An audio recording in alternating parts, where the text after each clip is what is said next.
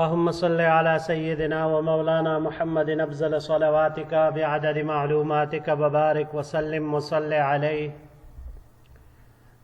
بسم اللہ الرحمن الرحیم. عزیز طلباء کرام، امید ہے انشاءاللہ العزیز آپ سب خیر و عافیت کے ساتھ ہوں گے. جامع السنن الترمذی جلد ثانی کے ابواب صفت الجنہ کے ایک اور باب احل علیکم رضوانی، چونکہ اس باب میں اللہ جل شانہ کی رضامندی کا تذکرہ ہے، اس لیے ہم نے اس کو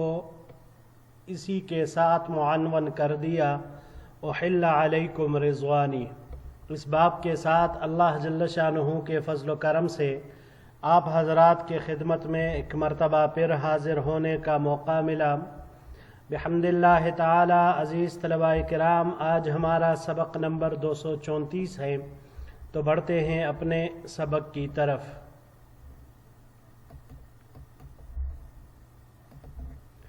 باب وبه قال حدثنا سويد قال حدثنا عبد الله بن المبارك قال حدثنا مالك بن أنس عن زيد بن أسلم عن عطاء بن يسار عن ابی سعید الخدری رضی اللہ تعالی عنہ قال. ہمیں روایت کی سوید نے روایت کی عبداللہ ابن المبارک سے، عبداللہ ابن مبارک رحمہ اللہ نے روایت کی مالک ابن انس سے،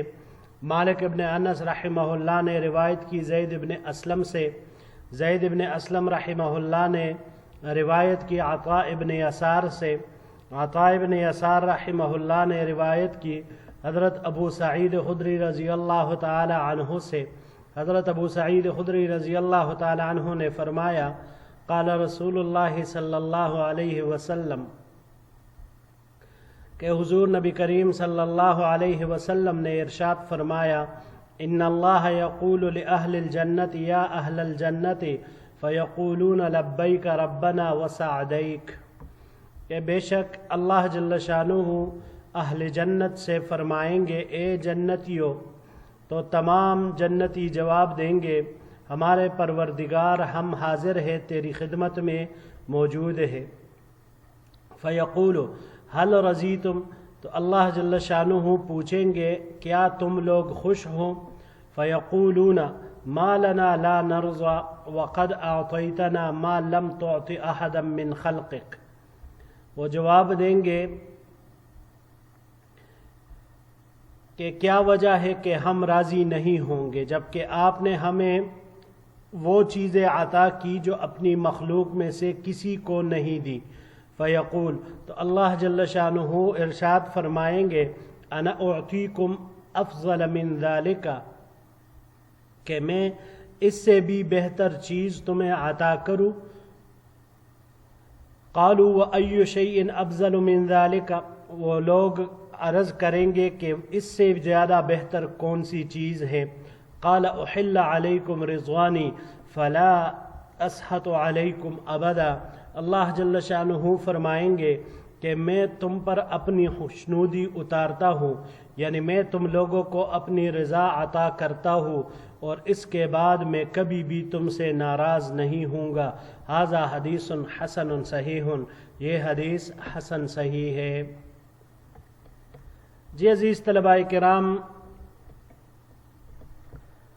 اللہ اکبر، وہ بھی کیا زبردست موقع ہوگا، کیسا پرکیف نظارہ ہوگا، محصور کن کیفیت ہوگی کہ اللہ جل شانہ جنتیوں کو تمام نعمتیں دینے کے بعد، اونچے اونچے مراتب دینے کے بعد، جب اللہ جل شانہ ایک دن ان کو فرمائیں گے کہ میں ہمیشہ کے لیے اہل جنت سے راضی ہوں اور کبھی بھی ان سے اب ناراض نہیں ہوں گا. اللہ اکبر. عزیز طلباء کرام، انسان اگر بادی النظر میں اس کو سوچے تو اہل جنت کے لیے اس سے بڑی کوئی بھی بشارت نہیں ہو سکتی، کیونکہ قرآن کریم میں ہم نے پڑھا وَرِضْوَانٌ مِّنَ اللَّهِ أَكْبَرُ، کہ اللہ کی رضامندی، اللہ کی جانب سے رضامندی کا ملنا، خوشنودی کا حاصل ہو جانا، یہ ایک بہت ہی بڑی چیز ہے، بہت بڑی نعمت ہے۔ اور انسان کو جب یہ پتہ چلے کہ بھائی میرا خالق، میرا مالک مجھ سے اب کبھی بھی ناراض نہیں ہوگا، تو اس کی زندگی کا لطف ہی دوبالا ہو جائے گا۔ جو سکون اور راحت اسے اس جملے کے ساتھ ملے گا، وہ جنت کی تمام نعمتوں کے ساتھ بھی اس کو میسر نہیں ہوگا تب تک، جو اللہ جل شانہ کے اس ایک فرمان کے ساتھ تمام جنتیوں کو حاصل ہوگا۔ اللہ جل شانہ ہم سب کو انہی میں سے فرمائے۔ جی بڑھتے ہیں اگلے باب کی طرف۔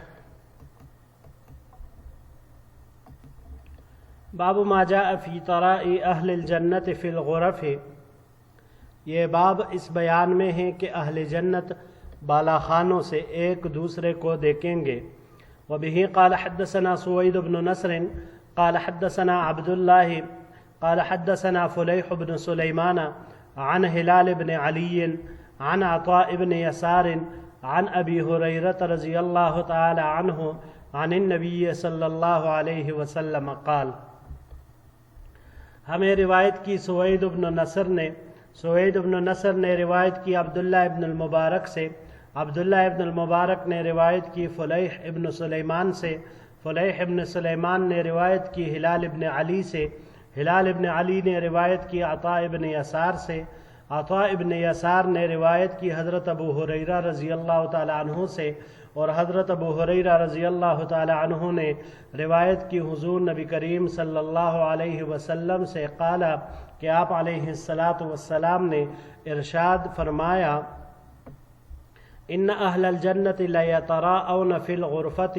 کما یتراءون الکوکب الشرقی او الکوکب الغربی، الغارب فی الافق او الطالع فی تفاضل الدرجات۔ بے شک اہل جنت آپس میں ایک دوسرے کو کمرے یعنی بالاخانے سے اس طرح دیکھیں گے جس طرح وہ مشرق یا مغربی ستارے کو غروب یا طلوع ہوتے وقت آسمان کے کنارے پر دیکھتے ہیں۔ اور یہ بالاخانوں کی بلندی ان کے درمیان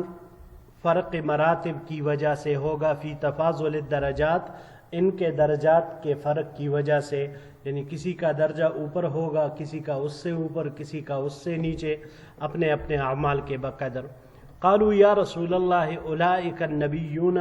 صحابہ کرام رضوان اللہ علیہم اجمعین نے عرض کیا، اے اللہ کے رسول صلی اللہ علیہ وسلم، کیا وہ انبیاء ہوں گے؟ قال بلا والذی نفسی بیدہ واقوام آمنوا باللہ ورسولہ وصدقوا المرسلین۔ حضور نبی کریم صلی اللہ علیہ وسلم نے ارشاد فرمایا، ہاں کیوں نہیں، انبیاء بھی ہوں گے، قسم ہے اس ذات کی جس کے قبضے میں میری جان ہے۔ اور وہ لوگ ہوں گے جو اللہ اور اس کے رسول صلی اللہ علیہ وسلم پر ایمان لائیں گے اور دیگر پیغمبروں کی تصدیق کریں گے۔ ھذا حدیث حسن صحیح، یہ حدیث حسن صحیح ہے۔ جی عزیز طلباء کرام، ہم نے پہلے بھی کئی روایات میں پڑھا کہ اہل جنت جب جنت میں داخل ہوں گے تو ہر ایک اپنے اپنے عمل کے بقدر، اپنے نیک اعمال کے بقدر اس کو مقام اور مرتبہ عطا کیا جائے گا۔ اب جس کے اعمال جتنے زیادہ ہوں گے نیک، اتنا ہی وہ اونچے مرتبے کا مالک ہوگا۔ حافظ قرآن ہے تو اس کا مرتبہ اونچا ہوگا، جو قرآن احادیث شریعت اسلامی پر عمل پیرا ہوں گے صحیح معنوں میں، ان کا مقام بلند ہوگا۔ اب اس سے جو عمل میں کم ہوں گے تو ظاہر سی بات ہے ان کے مراتب کم ہوں گے، ان کے درجات کم ہوں گے۔ تو جنت میں کچھ مخصوص بالاخانے ہیں جو اپنے اپنے اعمال کے اعتبار سے اہل جنت کو ملیں گے، اور جنتی آپس میں ایک دوسرے کو ان بالاخانوں سے دیکھ سکیں گے، ایک دوسرے کو دیکھیں گے۔ کہ جس طرح انسان ایک مشرقی ستارہ جو اس وقت ہوتا تھا اب بھی ہے، لیکن اب ستاروں کی طرف کوئی اتنی زیادہ توجہ کرتا نہیں ہے، کیونکہ اس وقت ستارے اس لیے اہمیت کے حامل ہوتے تھے کہ لوگ اس کے ذریعے سے سفر کرتے تھے، راستہ معلوم کرتے تھے، اس کے ذریعے سے وقت کا اندازہ لگاتے تھے۔ یہ اس وقت کے اعتبار سے باتیں ہیں۔ تو جس طرح مشرقی ستارے کو طلوع کے وقت یا مغربی ستارے کو غروب کے وقت آسمان کے کنارے پر دیکھا جاتا تھا، تو وہ بظاہر چھوٹا سا معلوم ہوتا ہے کیونکہ وہ کتنا دور ہے ہم سے۔ تو اسی طرح بعض اہل جنت جب اپنے سے اوپر کے درجے والے کو بالا خانوں میں، عالیشان محلات میں اور ان کے عالیشان بالا خانوں میں دیکھیں گے تو وہ بھی بلندی کی وجہ سے بالکل ستاروں کی مانند چھوٹے محسوس ہوں گے۔ اب یہاں پر عزیز طلباء کرام اس کا ذکر کرنا، یہ اس بات کی طرف اشارہ کرنا مقصود ہے کہ اہل جنت کے مراتب اور درجات ان میں فرق ہوگا، یعنی اپنے اپنے اعمال کے بقدر ان کو درجات اور مراتب ملیں گے۔ اب ظاہر سی بات ہے آسمان، یہ جو ستارے جہاں پر ہے یہ ہم سے کتنی اونچائی پر ہے جو اتنے چھوٹے چھوٹے سے ہمیں نظر آتے ہیں، تو وہ جنتی بھی کس قدر اونچے مرتبے والے ہوں گے کہ نیچے والے لوگ جب ان کو دیکھیں گے تو وہ ان کو ان ستاروں کی مانند چھوٹے چھوٹے دکھائی دیں گے۔ اب صحابہ کرام رضوان اللہ علیہم اجمعین